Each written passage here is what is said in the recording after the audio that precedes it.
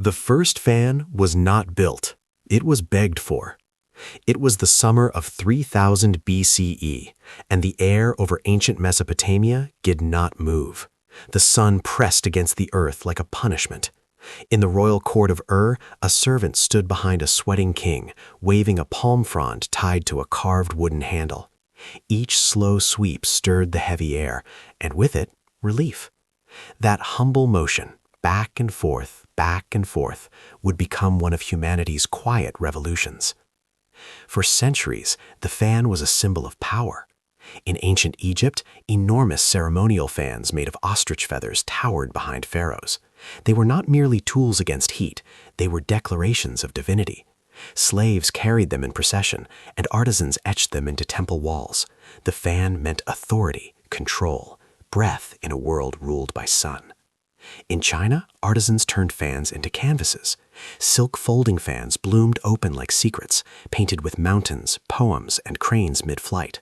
Scholars used them not only to cool themselves, but to punctuate thoughts. A snap of the fan could end an argument. A slow wave could signal contemplation. Fans became language. In Japan, warlords carried iron war fans. They looked delicate, but could block arrows or signal armies. A simple object could command thousands of lives. Wind, it seemed, was power. Meanwhile, in the sweltering streets of Rome, plebeians used simple cloth fans.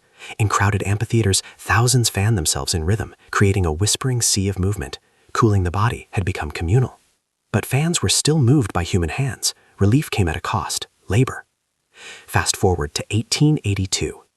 New York City trembled under industrial growth. Factories coughed smoke into the sky. Buildings grew taller. Summers grew crueler. Inside cramped apartments and textile mills, heat clung to skin like wet cloth. Then came Schuyler Skaats Wheeler. He stared at a newly invented electric motor and asked a question that would change everything. What if air could move without hands? He mounted blades onto the motor and connected it to electricity. When the switch flipped, the blades spun, the room shifted, papers fluttered, workers froze. Wind without effort. The first electric fan was born. Factories adopted them quickly. Productivity rose, sweat lessened, offices became bearable. The fan, once a royal privilege, now belonged to the masses. Air had been democratized.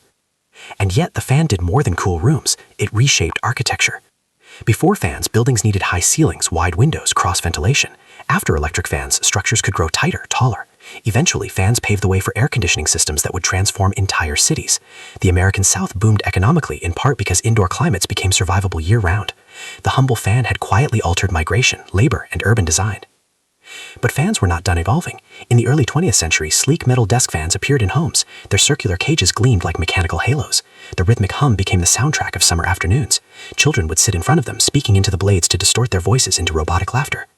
By the 1970s, ceiling fans spun lazily above shag carpets and dinner tables. They were no longer just machines, they were part of family life. They clicked and hummed through arguments, celebrations, late-night conversations. Their rotations marked time. Then came innovation again. Bladeless fans emerged in the 21st century, using air multiplier technology to create smooth, uninterrupted streams of wind. No visible blades, just invisible currents. What began as palm leaves in ancient courts had become aerodynamic sculpture. And in a world now threatened by climate change, fans took on renewed importance. They consume far less energy than air conditioners. In regions facing rising temperatures and unstable power grids, fans are once again lifesavers. NGOs distribute solar-powered fans to refugee camps and disaster zones. The fan returns to its original purpose, survival. But perhaps the most profound history of the fan isn't technological, it's human. Think about it. A fan is intimate. It touches your skin with invisible fingers. It rocks a baby to sleep. It cools a grieving widow during a funeral. It stirs the pages of a writer's manuscript on a sleepless night. During power outages, when cities fall silent, people gather on porches with handheld fans, moving air the old way, wrist to breeze, breeze to relief. In that motion, thousands of years collapse into a single gesture. Back and forth, back and forth. The same rhythm that cooled kings now cools construction workers. The same movement painted on silk in ancient China now spins in modern apartments. The fan is proof that innovation does not always roar, sometimes it whispers. It does not conquer space like rockets or compute like supercomputers. It simply moves air. Yet in doing so, it has preserved health, enabled productivity, shaped architecture, influenced art, and sustained life in brutal climates.